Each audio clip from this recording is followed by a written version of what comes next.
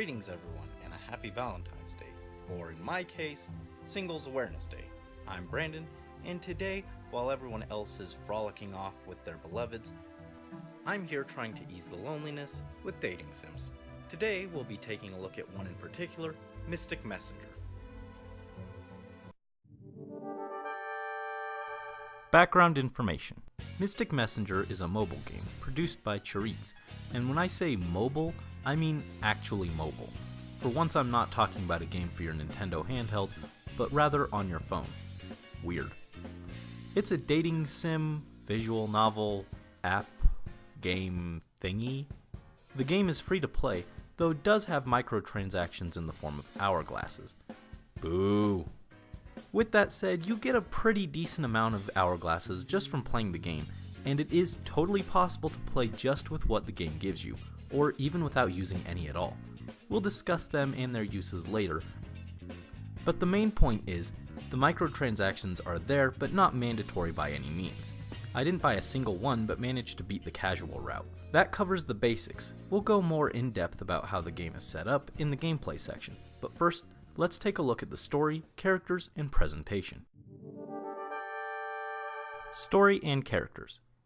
The game starts with you downloading an app, the titular Mystic Messenger, and being connected to a person going by the name Unknown. They request your aid in contacting someone, and send you to an apartment and help you break in. Apparently, you're also incredibly trusting that this is all going to work out. Once you enter the apartment, the app connects you to a chat room for an organization known as the RFA. It turns out the apartment belongs to a former member of that organization. Given that you've broken into a former member's apartment and somehow connected to their secure chat room, they're understandably upset. Instead of having you arrested for breaking and entering, they contact someone known as V, who was the fiance of the former member, Rika, who decides to make you her replacement within the organization. As for what that organization does, it hosts parties to connect various organizations such as charities with large businesses who can sponsor them. You will be taking up Rika's mantle as party planner. Everyone is in agreement that this is a terrific idea, but since Rika's apartment has various valuable documents with former party guests' contact info, you aren't allowed to leave. So the logical solution? Lock you up in the apartment and make you join the RFA. Thus starts Mystic Messenger, aka Stockholm Syndrome Simulator. As party planner, you must get in contact with various potential guests that are suggested by other members of the RFA. But more, the RFA is in a broken state in Rika and V's absence. It's up to you to unravel the mysteries surrounding the RFA, Rika, V, and the mysterious Unknown. Or talk to cute guys. That's more accurate. So now I'm stuck here with no food. I mean, unless you expect me to believe they've been restocking the food supply for an empty apartment every week. Canned food and instant ramen. Let's go with that. Lots of potential plot holes here, but you know what? Let's ignore them just this once. Just this one time, I'll pass on being cynical for the sake of love. So, as for the actual RFA members, the main group you'll be talking to consists of Zen, a charming actor, Jumin, a rich businessman with a cat obsession, his assistant Jaehee, who is extremely overworked and tired of his 707, an eccentric but gifted computer genius, and Yoosung, a young student and cousin to Rika, the original party coordinator. Oh my god, he's perfect! Great fashion sense, wonderfully adorable personality, nice blonde hair. This is it. We've done it. We've created literal perfection. I'm sold.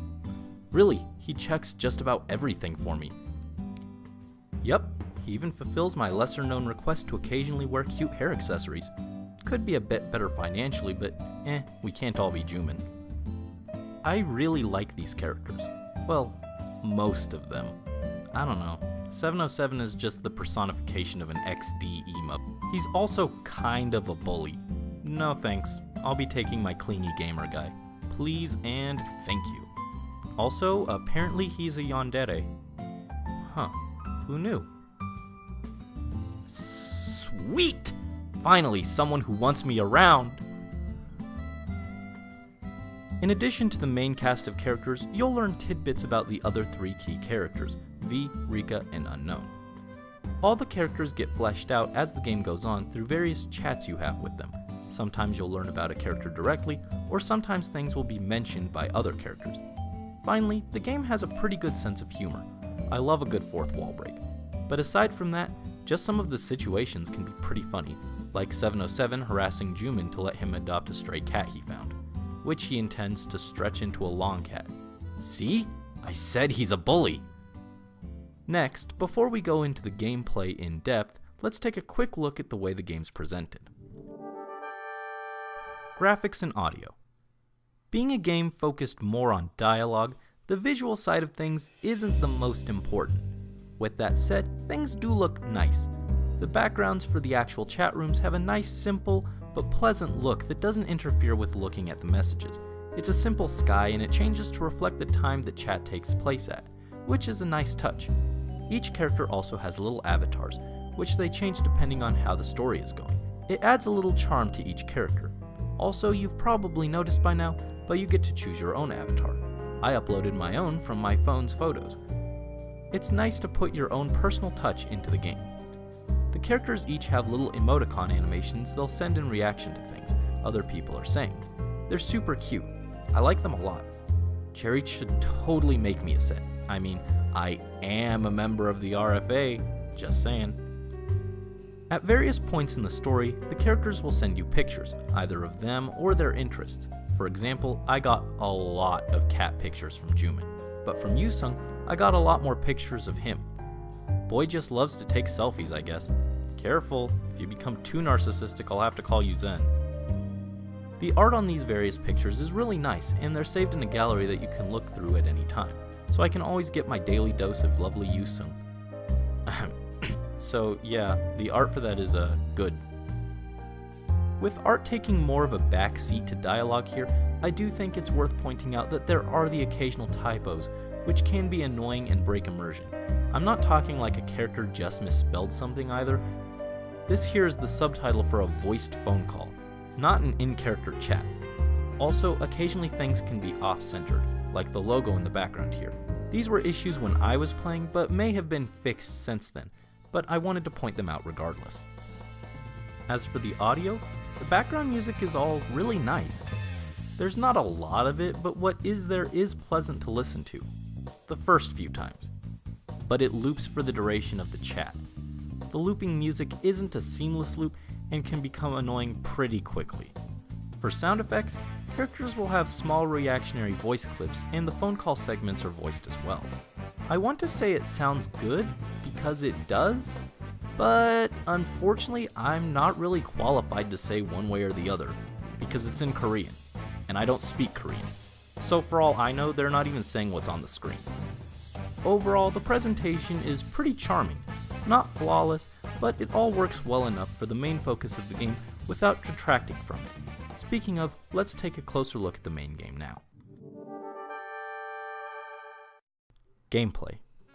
So, your job is to get the RFA's party to succeed, and eventually earn your freedom from the apartment you're locked in.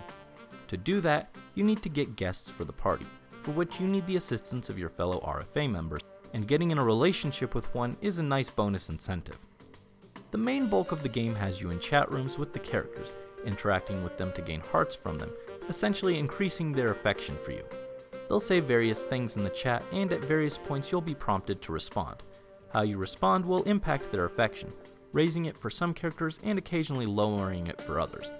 You'll want to focus on one character in particular, but still pay attention to the others. A big problem I have is, at the beginning of the game it asks you if you're a girl or not, and when I answered that I'm not, it ignored me. Like, I'm fine if the game wants you to play as a girl, that's called roleplay or whatever, but don't give me an option and then ignore my choice. That's incredibly frustrating and makes me doubt the legitimacy behind the choices I'm making. And I don't know a whole lot of women named Brandon. I felt like I had to do some mental gymnastics every time they called me a girl. Get some doublethink in here. For the most part though, it does a good job of giving your choices decent weight. As I mentioned, you want to pick a character to focus on and build a deeper relationship with, by supporting them in the chats.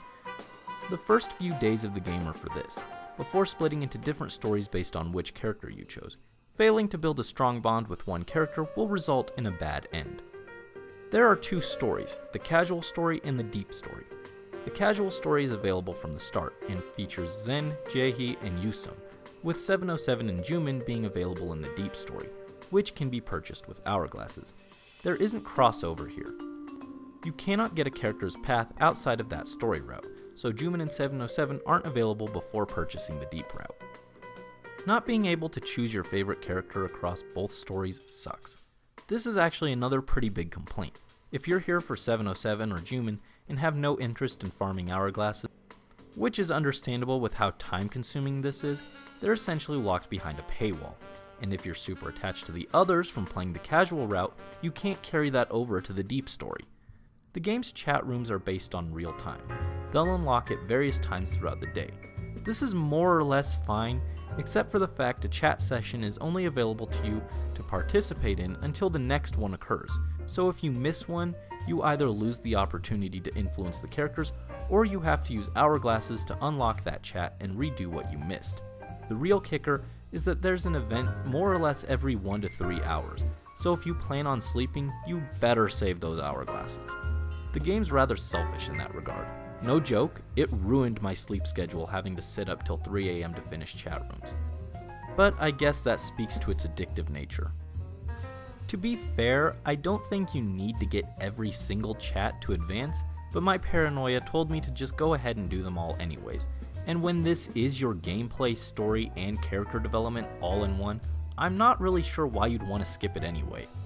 On the flip side, this feature is cool in the fact that it does help with immersing you. Having chats spaced out at various times throughout the day and not at the same time across days help these characters feel a little more real, as if you're actually talking to people who have daily lives and schedules. Or maybe that's just wishful thinking on my part. Yoosung! They'll talk to you about various problems and concerns they have, like Yoosung's problem with lol, or however you pronounce it, or his weird insistence that I'm his cousin. Don't worry, Yoosung, I know how you feel. Every minute this isn't Nintendo is agony to me. In fact, I'm rationalizing it by saying this is barely a game. I'm sorry, did I say Nintendo? I meant Nimtendo. These boys be thirsty though. Seriously, Yoosung is making Pearl look properly hydrated by comparison. See, I even accused him of having a sister complex. Well, cousin in this case, and he was fine with it. I even got a heart for doing it. I wish I could play in a slightly more balanced manner, but to ensure I get the best end, I feel it best to constantly focus on one character. The cost to load old saves and the wait times only added to this. It felt like I was completely neglecting all the other characters just to cuddle up to Yoosung. It does become a bit more difficult once you've chosen a route, with having to avoid some of the bad endings, but still, common sense can get you through most of it. The game did a great job of making me care about the characters. Even the ones I wasn't focusing on, it made them feel real. I know it sounds like I'm being overly dramatic, but I legitimately formed a connection with Yoosung. I was worried about him, and I knew his situation was out of my hands. When I felt like something bad would happen, I became legitimately upset, to the point I felt sick. I'm not exaggerating. That's more than I can say about nearly any other game. And Unknown? I've never hated, that's right, absolutely hated, any character from any piece of media as much as I despise them. I suppose that means they did a good job with the character. But I swear to f***ing God, if you lay so much as a goddamn finger on Yoosung, I'll make you wish you still had fingers. I'm gonna make what you did to Yoosung look like a f***ing pat on the back. I'm gonna yank off your and shove it so far up here, pop out your eye socket, which I'm gonna fill with sulfuric acid. Do not try me, you miserable waste of space. While some of the outcomes for your decisions you can figure out on your own with more or less 90% accuracy, things like flirting with Zen or sticking up for Yoosung when the others tease him, it becomes much less obvious when you start replying to guest invite emails, which is a pretty big aspect of the game. The various characters will recommend party guests, and you need to get them to agree to come to the party by answering their questions. Some, like when the oil tycoon says he likes TV and asks if there will be one at the party, you know the answer right away. Others, like the astronomers, will ask a question like what you think of when you look at the stars. They're astronomers, so the obvious answer is the scientific and logical one, right? Wrong. They want you to tell them about your first kiss. What? and then some use two made-up things and you have to just pick one and hope you're right. It adds an element of trial and error that is as frustrating as it is not fun. I mean, just look at this. This is totally a guess. This one doesn't even have any real clues. Even though the game says you're supposed to carefully choose guests that suit the party, it's really more like invite everyone. I think the only exception is trying to avoid cat-related guests for Jaehee and Zen, but otherwise, don't matter, put them on the list. Again, this makes me question just how much input I really have. Some of the things they want you to answer are completely off the wall. I mean, there was a fashion designer who wanted me to suggest his models pose like a hawk. Forget hawks, how about a phoenix? The last main component to the game is answering the various characters' phone calls. Sometimes after a chat, they'll call you just to talk. Occasionally they'll ask a question, but for the most part, it just fleshes out events that are happening in their lives. It's a neat little bit of interaction. Can I just say, the fact this is a mobile game is great. The different times for chat rooms is helped by the fact most people always have their phones on them, though that doesn't completely solve the problem of late night chat rooms. And also, since everything in-game is managed on a phone, and this game is on your phone, it really helps you immerse yourself into the game. As a side note, as the game progresses, it tackles some surprisingly dark themes like depression, anxiety, and suicide, and other important yet lighter ones such as maturity and balancing work and life. With all that in mind, let's take a look at this thing as a whole. Verdict. Mystic messenger, romance, mystery, intrigue, wait times. There's a surprising amount here, both good and bad. The presentation is simple yet effective and doesn't distract from the core gameplay. While that gameplay isn't the most in-depth and it has its flaws, it still does a good job of telling the story it wants to tell. While the story isn't the most interesting thing, the characters are, and I think that's the strongest thing here. The characters feel pretty real, and it's easy to get invested in them. Further, with all the paths and alternate endings for each character, there's a lot of replayability here. If you can handle having literally the worst sleep schedule ever that long. Personally, after finishing Yoosung's route, I'm too exhausted to keep up on it. I mean, I already got the ending I wanted, so we're gonna call it here. Overall, I could say Mystic Messenger is a game, or an app, or a visual novel. But what I think I'll settle on is that it is an experience. It was one I had fun with while playing. If you have the time for it, I do recommend at least giving it a chance. You may just find something, or rather, someone, worth investing your time in.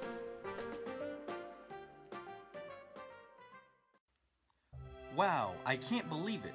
At long last, someone who cares about me. And it's all thanks to... Looking up a walkthrough to know exactly what to say. Who knew it was so easy? Hey, Yoosung, babe, what's up?